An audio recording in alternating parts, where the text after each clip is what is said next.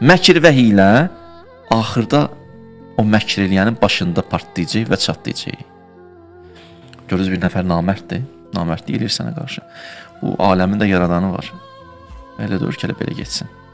Allah Taala sən bəsirətli ol, öhdəlik elə. O həmən hiyləyə özü düşəcək. Allahın lütfüdür.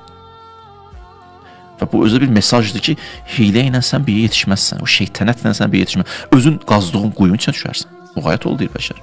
Ehtiyatlı ol deyir. Allah deyir ki, yox. Hiyləgərin məkri öz başına çatlayır. Öz başına. Özü qazdığı quyuya düşər. Hətta Quranda bir yerdə buyurur: "Və huve ma'hum iz yubayyitun." O gecə vaxtı ki, görsən 2 nəfər, 3 nəfər yığılır, bir nəfər bir insanın quyu qazmaq istəyir ona. Deyir, onlar gecə bir-birinlə danışır. Allah deyir, mən oradan xəbərdaram. Ona nəyəm?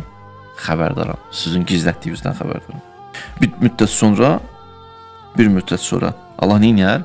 Deyir ki, hiylə eləyən insanın hiylə necə başında partlayar? Bir müddətdən sonra həmən sözlər, danışdığı sözlər, o düşündüyü sözlər, o məkirli insanın planı, sözü öz əleyhinə işləməyə başlayır. Çox maraqlıdır. Bu Allahın qaydasıdır ya, bu sünnədir.